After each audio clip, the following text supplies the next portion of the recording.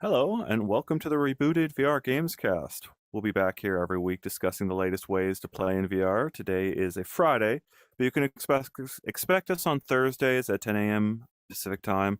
That is, of course, unless our computers crash, our networks go down, or we're out at an event gathering news. I'm Ian Hamilton in New York, joined by my co-host Don Hopper in Missouri, streaming from David Heaney's studios in virtual reality. We've got Henry Stockdale out there working with freelancers on reviews and features, as well as following the latest, and there is a lot going on this year. Today, we're going to discuss Homeworld, Fast Reaches, Yeah. and Tomb Raider. And we've also got I Am a Cat and Marvel's What If Apple Vision Pro experience to talk about. Don, I'm excited to get into this with you. Let's get right into it with Homeworld, Fast Reaches coming up Yeah. first. Yeah, absolutely.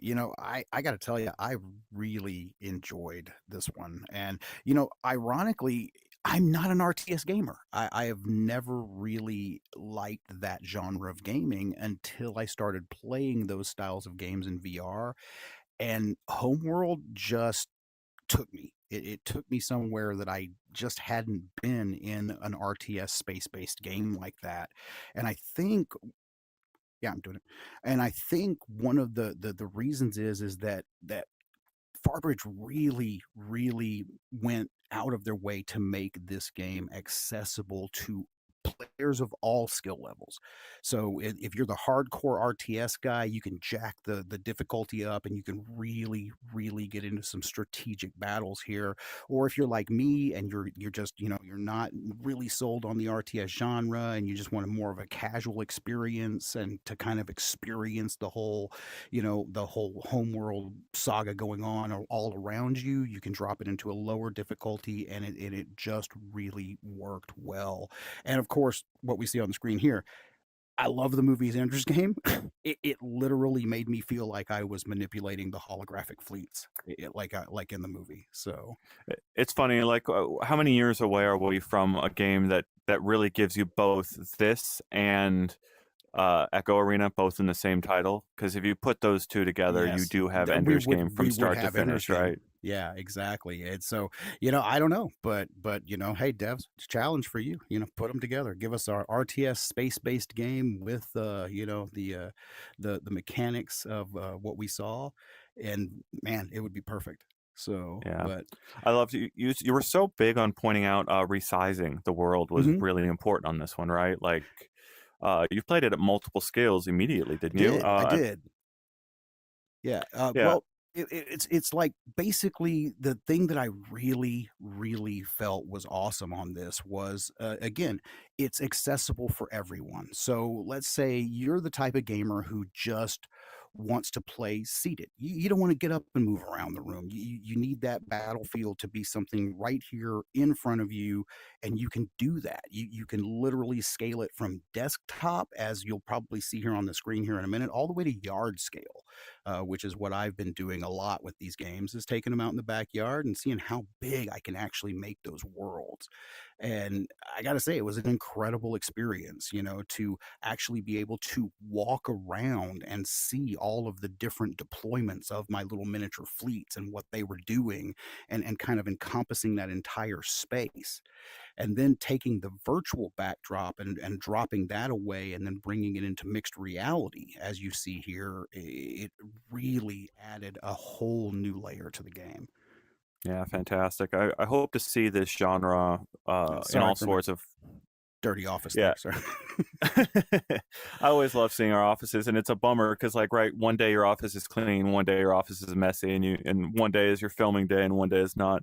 I'm seeing a comment suggesting here that they want to play from bed, and Robin's Reality saying hi and recycled out there. Everyone, thank you for tuning in. We didn't do any promotion on the stream. We just went live randomly, and one of the questions here asking if there's going to be any VR at the Summer Games Fest, and I would expect Oh, to I would see expect it. at least a few titles that are VR related there, mixed reality related. It should be there in some way, shape, or form. And of course, we will have our coverage on UploadVR.com of anything that makes its appearance there. And then, of course, we have our own showcase shaping up That's right. very near future. I've seen some of the things that coming for our own showcase. They're very, very cool. And yeah, I'm really, really, really So excited about the things we have really coming excited here. for the But showcase. I would definitely keep an eye on the Summer Games Fest here today, though, because it does look like it's going to be a big one. So we'll keep an eye out there. Um, yeah, I'm this genre in particular, real time strategy. It's a very I love that genre. It is my favorite, one of my favorite genres of game. Like I've al- you could even I'd even make a case that Tetris is real time strategy in a way. In a way. Uh, and it's kind of a ridiculous way to consider that, but if you see people playing StarCraft at the highest level, they're doing dozens or hundreds of actions every single second that they play the game. And Mhm. it's ridiculous to imagine that kind of like fleet command actually playing out in front of you. So I played Eternal Starlight over on Apple Vision Pro, and that's a game that's been in development for a really, really long time. And it's a similar feel. It's I think there's enormous opportunity to give you like I still haven't felt like there's a really fantastic way to just I want to grab these units in this area and send them over to that area. It's not really easy to do in these games yet. And even in Homeworld, I mean, that mechanic wasn't super intuitive at first until I realized that, I could, again, scale that battlefield down to a smaller space, grab this unit here, move it into this fleet position, and then scale it back up, or I could literally grab a ship and walk across the room with it, So it's almost like I'm Uh, playing with little starships in my hands at certain points, so So for people that have never seen a VR download or have never seen the studio, so this is a custom made studio made by David Heaney, our colleague out there, made in Unity. We've got a tablet in front of us where we can see your comments as you leave them on YouTube. So if you have a question about VR, hopefully someone else out there can help you. That's what we've got set up here where we can answer your questions, they can answer your questions, and then we will run through the different things that are happening in VR. Make sure you tune in on Tuesdays to see VR Download, where we talk about industry tech news, industry wide news. And then on the Gamescast, we're going to focus on what you can do in VR. I love this question from Dito, or a comment from Dito, saying, "Hi everyone, I play almost all the Quest games outdoors in 100 square meters. I would need an option that would make them all transparent." That comment is speaking to the transition that is happening volumes. across gaming right now, right? We have Mhm. it's almost how would we describe it? It's like a Wild West situation going on with multiple platforms handling pass through in different ways, calling them slightly different things, confusing. Like it's devs can use whatever language they refer to this to talk about their experience, but at the end of the day, it's well, we need to get to Tomb Raider. Tomb Raider is going to be a fantastic way to describe the Kinda where different we're going ways with you that. can play a game in VR, and that they all have different ways, right? But I think it's time to talk about I Am Cat. I am That's cat. next up, right? Okay. Yeah, so one of the things I love about this job is we get to talk about ridiculous things in VR. And honestly, Don, I got to assign you to become a cat for a day. I did. I Uh, did. I got to be a cat. This is the best job in the world. So, and exactly what Ian's talking about.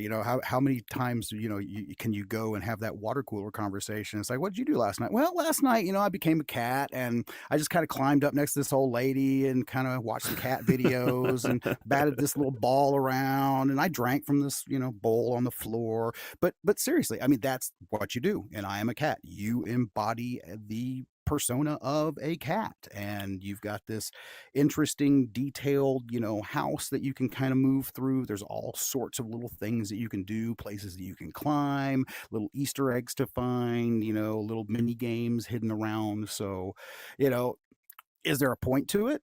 Not really. It's just a sandbox. You're gonna be a cat. So I mean, that's I love that you described. I've heard a couple devs who really understand the VR space describe like you've got to have a reason to put on the headset in the first place, and then you find all these other cool things to do. exactly. But if and you just described like, wait, I'm a cat? Like you can that's something you can become and do in the headset within 5-10 seconds. And I love that question of, is there a point to it? The exact same thing is true of Job Simulator. Mhm.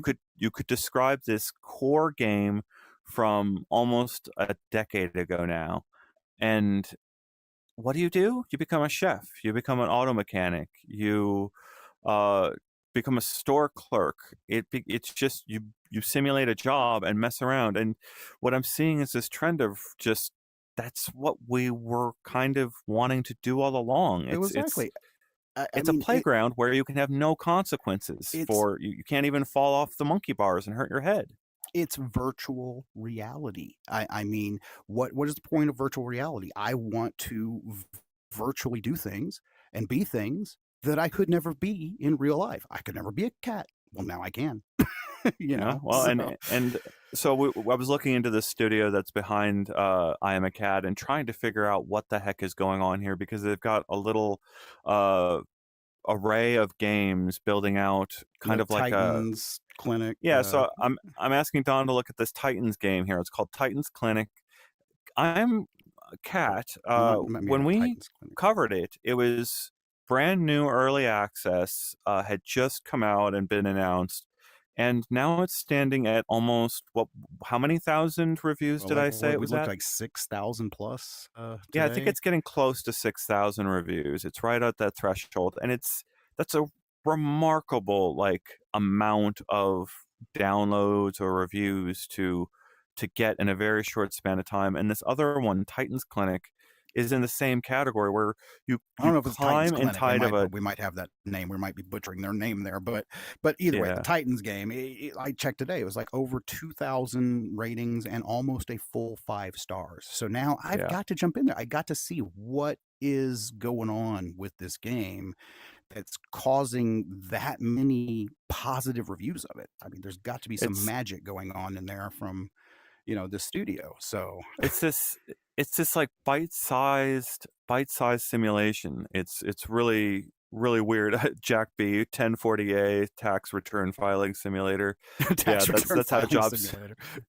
that's how job sim feels sometimes. And like, I guess I can I totally love get some Job. people scratching their head at it, but you get into job sim and you get the music playing on the CD player, start throwing things at the customers. Like, that's what makes VR I, I sing. and I will, in the early days, I will say, as cartoony as it looked, as basic as everything, like you said, there was so much going on in Job Simulator or any of these that you really just lose yourself in it, and it's very easy to see the popularity of that style of gaming where I'm just gonna just casually drop in and I'm gonna cook something, or I'm gonna casually drop in and be a cat, or I'm gonna casually do this where there's no in game or thought process involved. People just want to deep, like my wife and my kids love the cat game because they can literally just go in there and forget about everything and just decompress and have fun. Yeah, that's what I'm seeing in my house, and it's wild to see these things pop up out of nowhere. So that's why I'm curious about the company. I've reached out to them, at least on Twitter, to see if I could find out more. But there's almost no information about the company behind this, like this app that's got thousands of reviews almost instantly like that, and then all these others that they've got Which in the intrigues me. works. It's Yeah, so we'll it's try to figure out intriguing. if we can find out more out there. I want to talk about this next thing that we've got coming up here, and I want to encourage our viewers out there to like this stream, share out the link to others who are interested in games. It's been a long time since we felt comfortable coming in here talking about games. We've got Henry out there working on our review strategy to try to figure out how do we cover these games that are going to be updated for years in some cases, and other games that are not going, one and done. They just, they put it out in the store and it's gone. How do we balance covering both of those? And Henry is wading into those waters and figuring it out for us. And we're getting more confidence in getting back on really summarizing what's going on in the VR gaming space. And that's why we're back doing this Gamescast again. So, please, yeah, share out the link, because we didn't do it ourselves. You can do some help for us getting the promotion out there for this link. But Yeah, let people know uh, the Gamescast is back. yeah, we're going to So be back. We'll hopefully be here every week going forward. But yeah, notwithstanding the technical issues. But I want to talk to you about Tomb Raider, Don, because okay. this was unexpected, right? We had our recent monthly sort of catch up here in the studio, and we got our feet back in the studio, feeling grounded again, talking about games. And then um, when we were doing that, Tomb Raider was just sort of launching in VR as a mod for the original game. So if you have the original 1996 Tomb Raider game, or you have the recent remastered versions that have the original files you need, you can go and get the Beef Raider XR mod Big and fan. add, you know, add first person view, add third person view, play this game from different perspectives. But what we've seen here with this latest video that you've done, this latest reporting, is a very different way of thinking about classic Tomb Raider. Extremely. Don, what did it feel like, and explain what is going on here? So props to Dr. Beef and his team. I mean, Team Beef and all of their mods. And I know we talk about them a lot, but they are really, really bringing some of these just nostalgic gold titles to life. And bringing Tomb Raider into virtual reality was one thing, but now, just a short time later, we just got our first look at Tomb Raider in mixed reality. And man, let me tell you, it is a game changing way to play this title. Being able to see it from that dollhouse top down perspective, but just like I did with Homeworld, then being able to resize it. And let me tell you, standing next to Lara Croft was at life size was really cool. Controlling it. Now, is it a viable way if you really want to play the game and enjoy it right now? I'm going to say yes and no.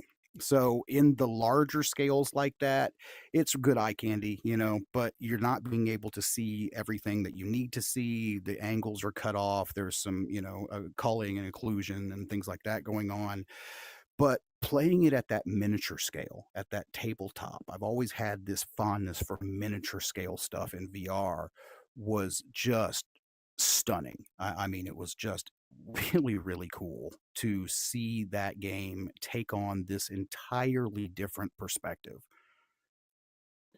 Yeah, fantastic. And I, of course, I'm in communication with the people at Tilt 5, and I would love Oh, to yes. see, I would love to see Tomb Raider running on Tilt 5.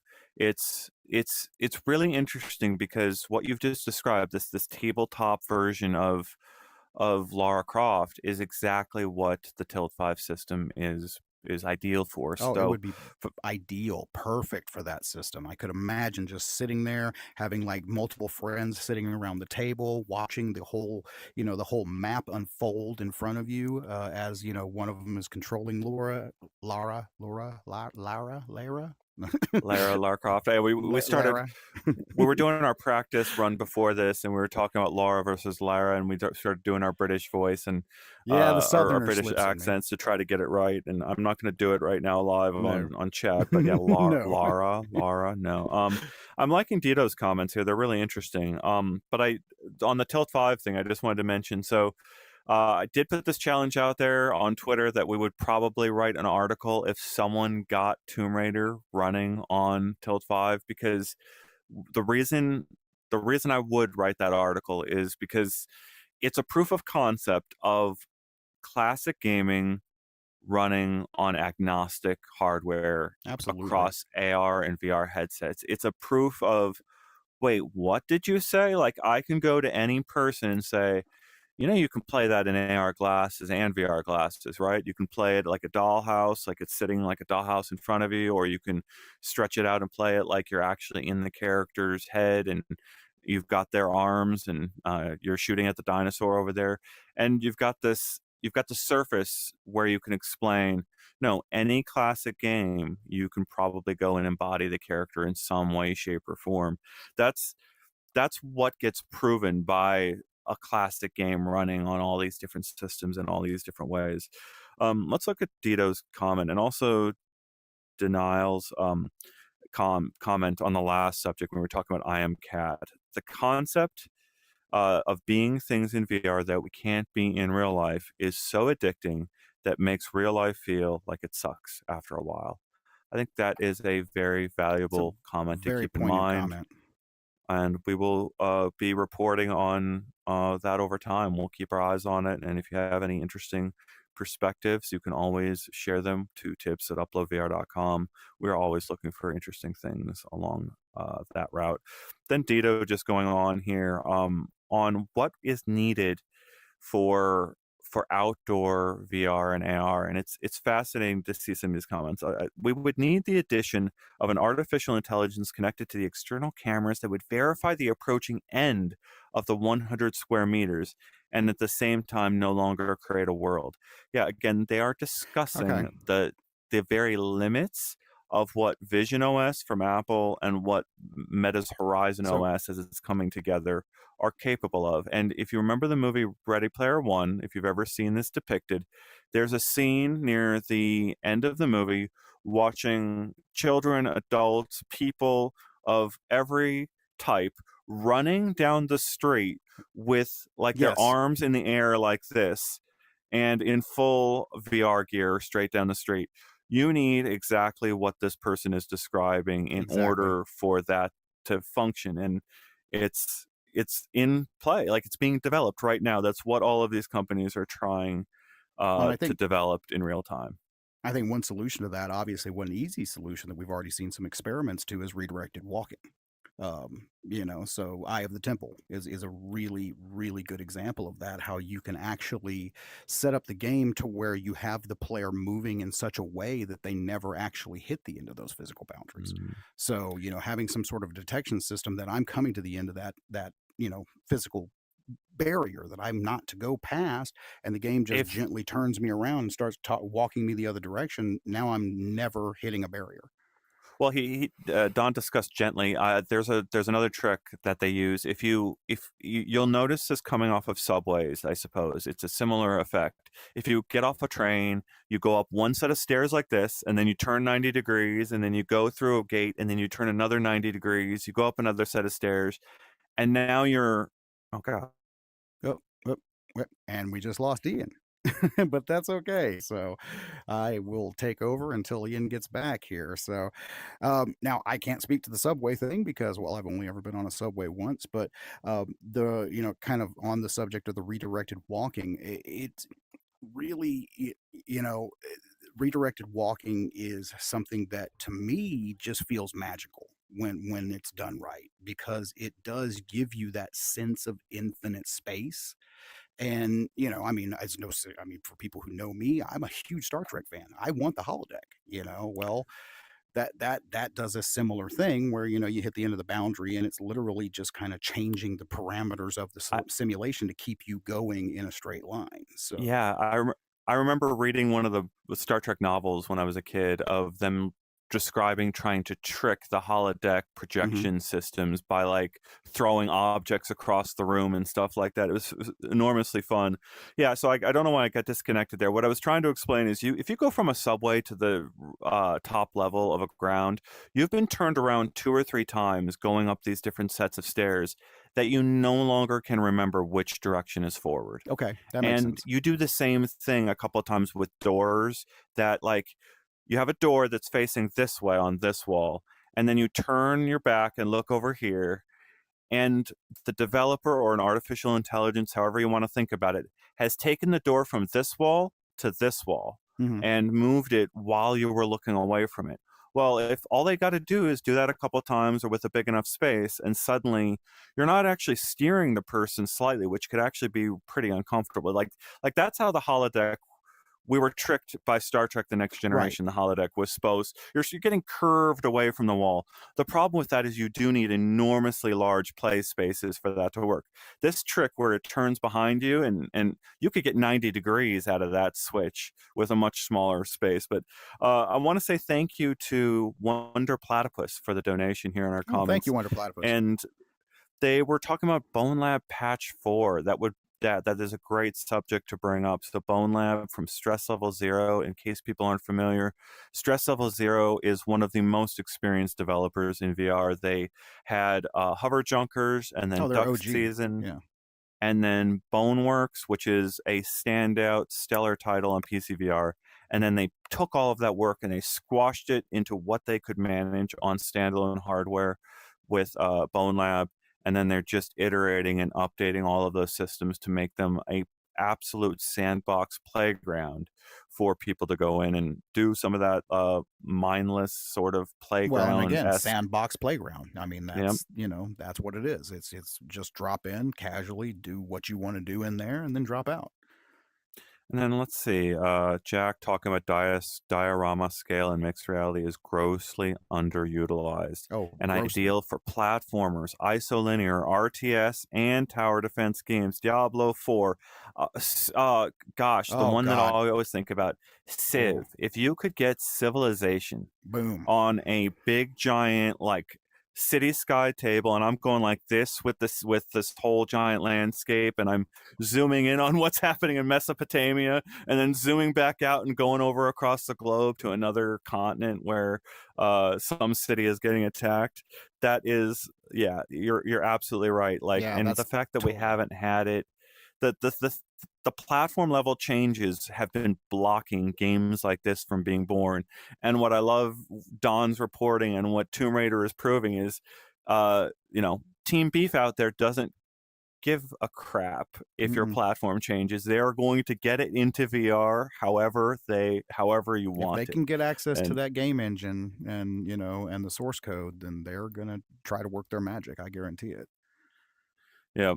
All right. So yeah, I went up so many stairs. I left the building. Yeah, I love that. And yeah, people talking more about Stress Level Zero. So that is a big update for Stress Level Zero's Bone Lab. Very, very big game to consider. Very hard game. It's a game that will stress your stomach. The way It the does. developers at Stress Level Zero have zeroed in on their game design. Their first games, they tried to hold your hand a little bit. They tried to like think of your comfort, and what it seems like happened by the time they got to Boneworks and Bone Lab is they realized they're making roller coasters. And if you don't like roller coasters, Yeah. don't get on them. Thank you. Yeah, I mean, it's not for everybody, but for those who can experience it, if you want to play around with some just really awesome physics, play both of those games. Boneworks, I Bone like, Labs. oh man, Jack here in RDA talking about dollhouse type interactions are very It's effective great. in mixed reality. They're It's going on to great. this. What these people are like, they're starting to discuss. Do you remember the movie Hackers? And do you Yes, I just remember? watched it. It was on Pluto TV. I just watched it like 2 days ago. Yeah, and then the scene in Jurassic Park when he's like when she's like, it's a Unix system. I know that, right? And they show the file systems going. Yes. They should 100% take that aesthetic and make a VR game where you're doing that and managing files, like keep the hackers out. Wasn't there? There's Well, wasn't there Darknet. like Did a you ever play Gear? I was Darknet gonna back say in the day? Darknet. That's where I was going. Yeah, Darknet on Gear VR. Oh, Yeah. it needs to come back. All right, E. E McNeil, McNeil. please bring E it back. McNeil. Come on, bring it back. We want All more right. Darknet. So. All right, let's see. Yeah, people are going on And guys, about I this. do They want more of apologize. it. I don't for some reason have access to the chat today, so I'm kind of relying on Ian to Oh, filter okay. any of that. So I'm just letting you know too. I can't see it. So All right, good to know. Yeah, so if there's got any questions specifically for Don, call it out, and I'll try to read it back to him. And yeah, sorry. Time to switch to loving the Bobo. discussion. All right, let's move on to our next subject here. Let's see. Yeah, let's move on to Marvel's What If. I saw a commenter who just didn't even know the What If video existed. This is, we can throw it up here behind us, right? Let's try it ourselves. This is huge. I mean, Yeah, I'll try to and throw I'm it not up gonna ourselves lie. here. This is where I'm gonna say little jelly, little jelly, because I'm I a huge Marvel fan and I can't experience this because it go is watch Vision Pro.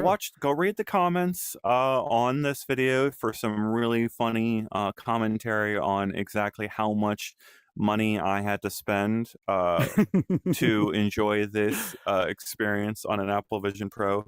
Is it playing? I can't tell if it is back. It's not. Do Let you me want to see. try to play it back Let me for see. us, or should I try again, I got it. or Don's got it? Let's go back to the comments. I'll keep an eye on comments while we're trying to get it up there. So, for people who aren't aware, Marvel's What If, it's a series on Disney Plus, animated series that imagines all of the Marvel Cinematic Universe characters in animated form with scenarios that are completely different I than guess. you're familiar with. So, you could have multiversal variants that are completely different. Infinity versions of characters who somehow come to possess all of the Infinity Stones and threaten the universe in all sorts of different ways. It's a very old comic series, very classic ideas to imagine what if various things happen to the superheroes you love. Uh, and it was one of the first experiences that I have seen made in Unreal Engine 5, which is a major deal.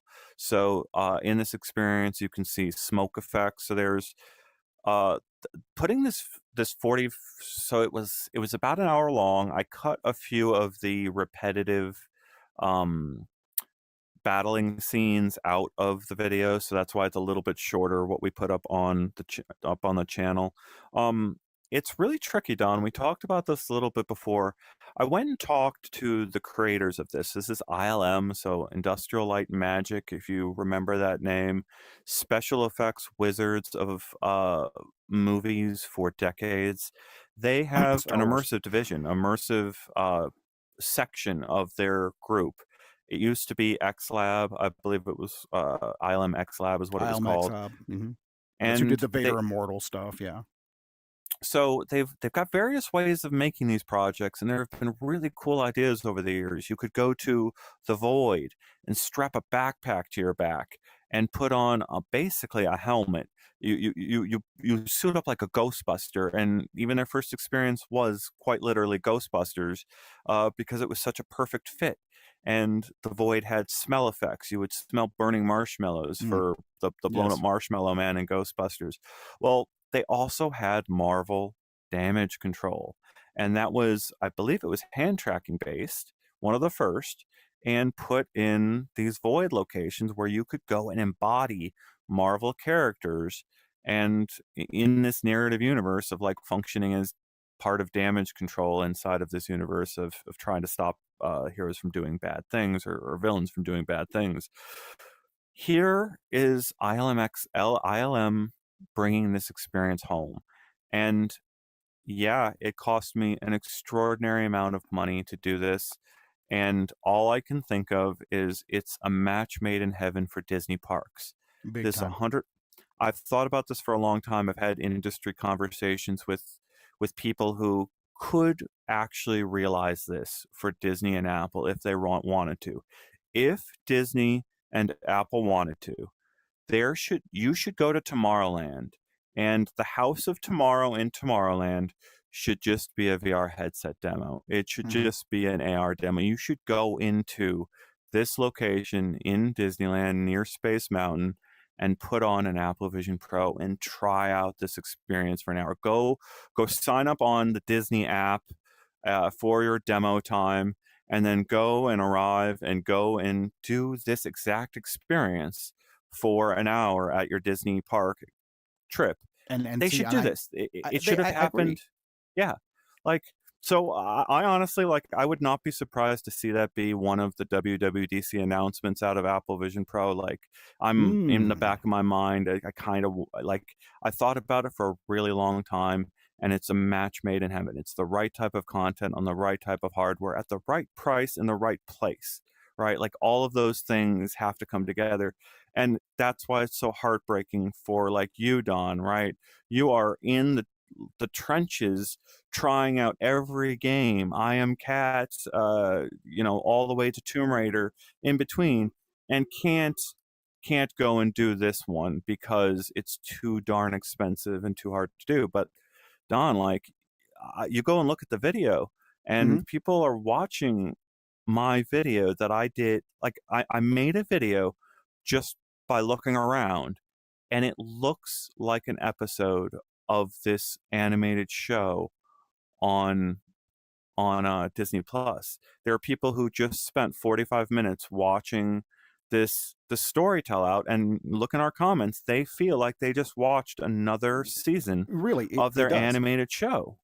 It does. It feels exactly like that. And, I mean, obviously, it started with the resurgence on Disney Plus with the animated show, but this just takes it so much further. And, I can't agree with you more, Ian, on the fact that this needs to be a location-based experience. I mean, this is something that, you got a lot of Marvel fans out there. You got a lot of Disney fans. You got a lot of, that culmination of that entire group. A lot of them aren't gonna spend $3,500 to have that experience, but they would buy a ticket to that theme park. They would buy whoops, ah, sorry if I dropped out there. I accidentally made a hand gesture. But they would buy the ticket to that theme park. They would, that's something that my kids coming to me going, "Oh my god, dad, I'm the biggest Marvel fan in the world. They've got this experience now. I've gotta do this." Well, how can you do that? Well, I have to buy this $3,500 headset versus, "Oh, we just need to go to, Disneyland or Disney World. We were gonna go there this summer anyway, right?" So, Heartbeat City just became a subscriber, enjoying our thank discussion. you. Thank you so much. I do think you should give a watch to VR download if you enjoy what we're doing in here. It's a very similar tone. That's what we're trying to expand out there. Wonderful discussion over there with David Heaney, usually week in and week out, discussing the larger industry trends. And now we're going deep into gaming and what you can play in VR. The tricky thing here, Don, and it's honestly, I will I will probably die on this hill at some point. Mhm. Of Oh boy. what is the difference between a video game and an experience? What is Yeah. the difference between something you play for 5 to 10 hours, 15 hours, and something you just go and spend, a half an hour around in, and uh, or an hour in? I don't know. It's It's VR remakes this entire play space. So I talked to the developers, this ILM team that built this game, and they said that they felt like they made a really great short VR film. I think was the tech. I think they called it a VR film. I'd have to go back and see exactly what language they used because it matters here. it It's does. No, it it's does. not a game. It's an interactive experience. And for those that are wondering, there's two endings of the Marvel What If experience. I only posted one ending. I went and found I did have my recorded video of the other ending. What's funny is the other ending that I'll post it up on our channel so people can go watch the other ending to the What If experience. It's kind of cool. It's different, completely different uh, material. Uh, but in I lost my train of thought. Yeah, I'll post that alternative ending. It's cool. That's your agency in this world Mhm. is one choice near the end of the game of two outcomes. But along the way, there are 48 interactive elements. And every one of the interactive elements is carefully hand tuned to be timed just right. The developers told me that they had an Excel spreadsheet filled with all these comments and feedback on exactly like how long they should wait before they make the next thing happen in the story. How much time do they give you to make Doctor Strange's portal hand gesture before the portal just opens up and guides you through? That's fundamentally the very difference between video game and an experience is this experience will wrap up in a very specific time frame Mhm. every time.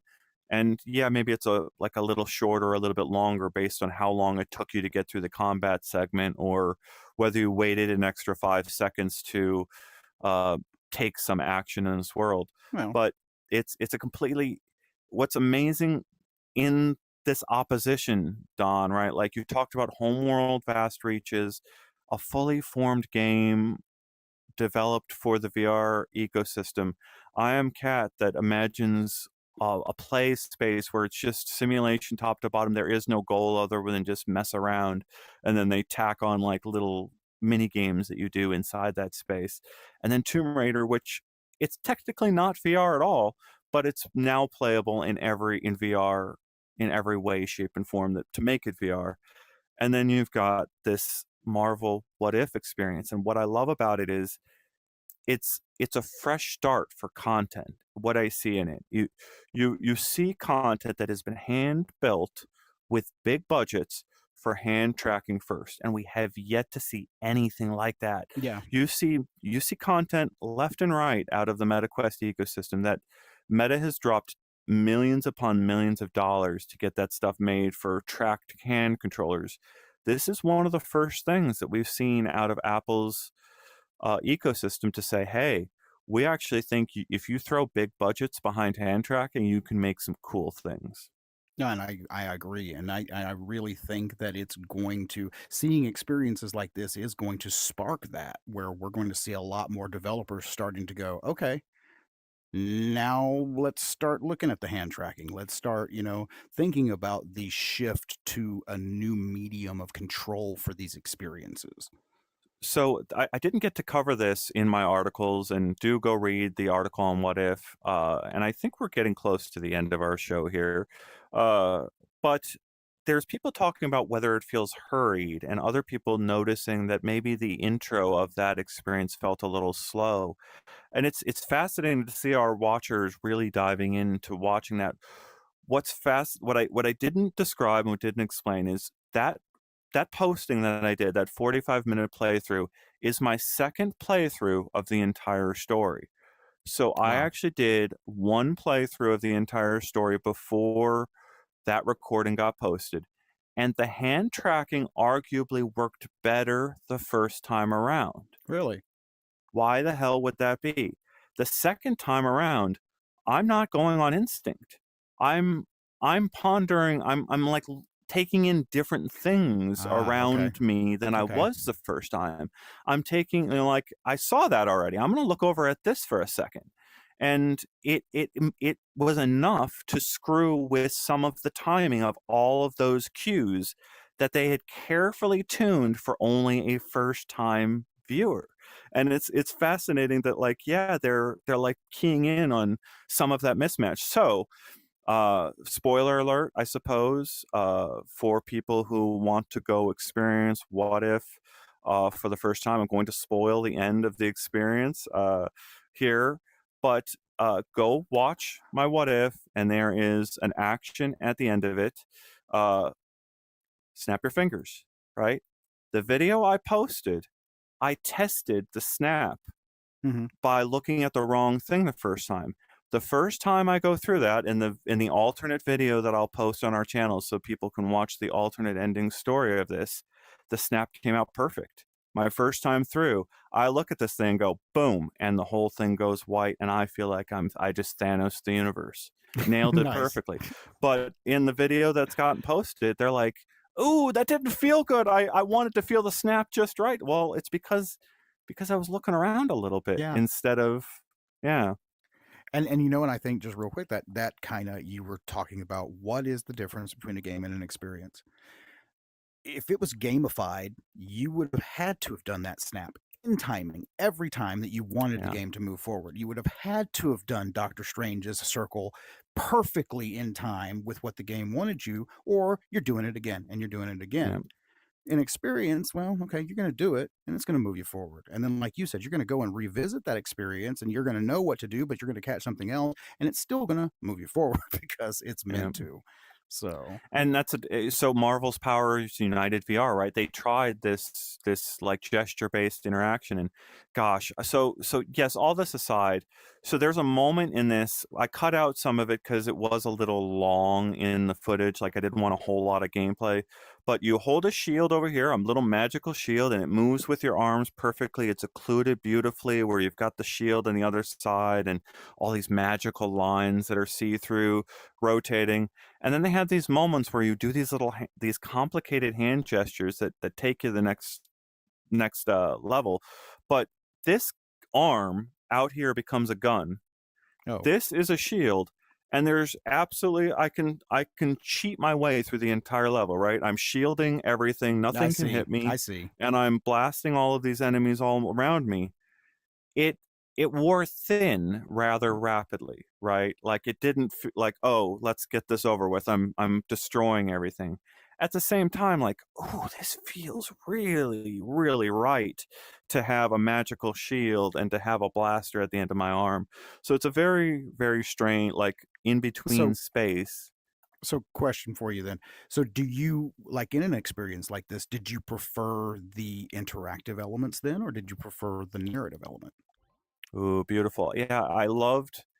So that's what this magic was. So if you go watch the video, there's a moment where you do this gesture like this, and narratively, you are closing the book on a Okay, section of a story.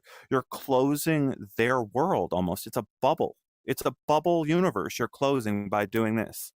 And it has the effect of nailing it, right? Like you that's you don't like it's a trick. It's like it's not the same kind of like precision shooting something across the battlefield. gotcha. It's a singular one timed action that matches the narrative just right to feel incredibly satisfying and then move you on. Like you it's Nice. like I don't know how it would explain to like at a theme park, but it's so different from a game, right? You know, Toy Just Story feeling a Mania. part of the Have you ever story. played that game?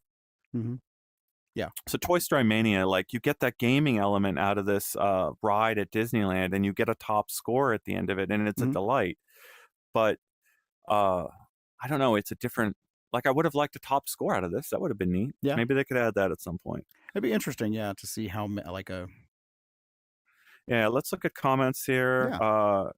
Let's see. I think this is also being mainly experienced by casuals versus gamers who would tear it apart for being extremely linear. And yeah, it is Of course, 100% yeah. linear, right? And that's, Again, it's you an know, experience. It's Apple, Disney, Marvel, ILM, they all teamed up to make it pretty apparent that it is linear because go look at the comments. It looks like an episode of What If. Like you feel like you've journeyed through the story just by watching my video.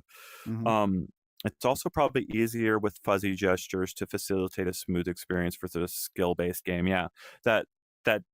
So there's a moment where you're doing all the moment when you're doing Doctor Strange's gestures. It's you feel these. It's like you feel these magical elements responding when you feel like you can rotate a magical wheel and the wheel rotates believably and has the same sort of like waggly feeling that you've got out of um, Saints and That's a great Sinners and word. stuff like that. Yeah, you know that physical feeling. Having that out of The magical waggly. things in midair still feels really, really great. Um, let's see, Thanos versus portals.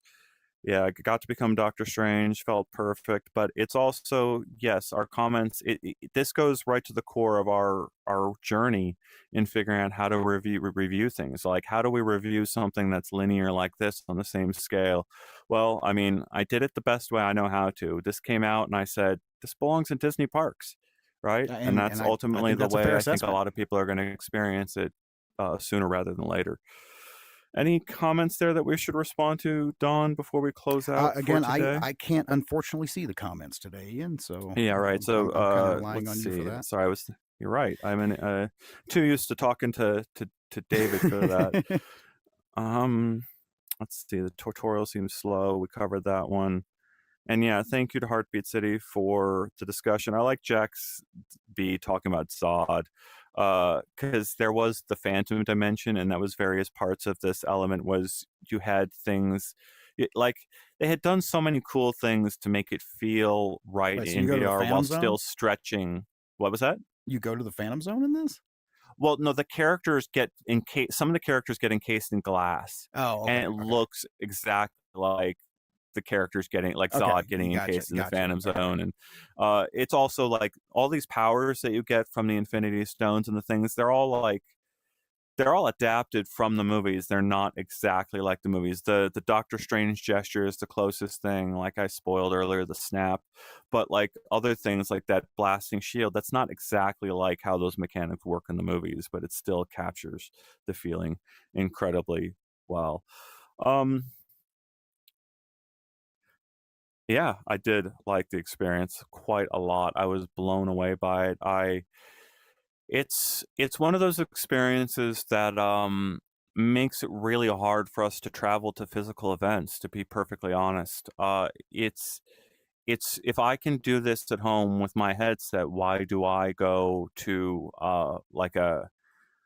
why do I go to an event Oh, that's yeah. 1,000 miles away to do a software demo when they could give me access to it at my home. Um, there's like I'm at the extreme other end of not needing to leave my house in order to test cool things, Oh, where yeah. other people legitimately need to spend like should go and get that ticket to Disneyland and make this part like go do your Disneyland trip for whatever reason you want to do, but But make make if this is this. here, make Yes. this part of your trip, right? Yes. Yes, yes. Yeah. Let's see. Yeah, I love this. The one thing in the multiverse that you won't fall into is a DC one. I like this. So there's been some discussion of multiverse versus metaverse. It's Mhm. really funny to think of each Vision Pro as its own universe. Every headset out there is its Okay. own. You can use it to access all of the devices around you. You can do whatever you want with it. It's your own personal universe, all to yourself. Whereas Meta is pitching this weird, what is the metaverse? Oh, it's this interconnected thing of all these other. I'm not going to make an attempt, but it's funny that you can start to see differences in the approaches here. But I like Onakazi's thing. DC versus Marvel. I want there was a time in the 90s where you got to see crossover, right? No, There that was like was, a yes. small period where you got to see DC and Marvel characters uh end up in the same universe. Like, are we going to rely on people in VR chat and Rec Room to imagine that universe, or are DC and Marvel going to see the opportunity ahead of them and let you like play a VR game where you cross over DC and Marvel? Like My God, I that would would be do that. so If you amazing. can't make it happen on the big screen, make it happen in VR. Yeah, That's what no, it's good I for. agree. I agree. How That's did you what get VR's muted, for. Don? I I'm not muted. Well, he's muted to me. I'm at 3% on my battery here, so I guess maybe the Quest takes away your audio when I'm at 3%. Oh my gosh. Sorry, I didn't mean to interrupt you, Don. Go ahead. Keep No, going. I was gonna say I believe it does do that, and I'm very close to being out, and I've even switched out a Bobo battery today. So, and I think we lost Beck. All right. Well, I can't hear Don. I can see the comments. I don't know what happened here. I'm now charging, so my battery's back. I just heard him change the. I hear his tablet, but I can't hear Don anymore. All right, how Well, about now? oh, we did it. He's back. There we I go. can I'm hear him. back. I'm back. All right, good. For the Yeah. moment. Hey Clay, thank you for tuning in. Sorry you missed it. It's not your fault. We did no promotion before the stream. We just decided to resurrect the Gamescast on a random Friday because that is the only way we could manage it. Yeah, But and please we come back. will get better. We will get a Yeah, please schedule. come We back on will right. Thursdays. We're going to aim for 10 a.m. Pacific time. That would be 1 p.m. Eastern time, That'd be I 1 p.m. believe. Is that Eastern, yeah. right, Beck? Did I And do noon that? Central, yeah, in my Yeah. time. Yeah, and we're going to aim for that typically, and then of course come to the VR download on Tuesdays. Next week. Oh, wait, before we sign off, I got to close this off, Oh right? no. Yes, we gotta. What was Ian holding last week or last time we gathered here? Yeah. So this is a game we're going to play called What Am I Holding? I. Well, It should we tell him is. what you were holding last time? Yeah. So this is what I was holding last time. This is a Super Nintendo cartridge. There you Yeah, go. that would be Super Mario All Stars here.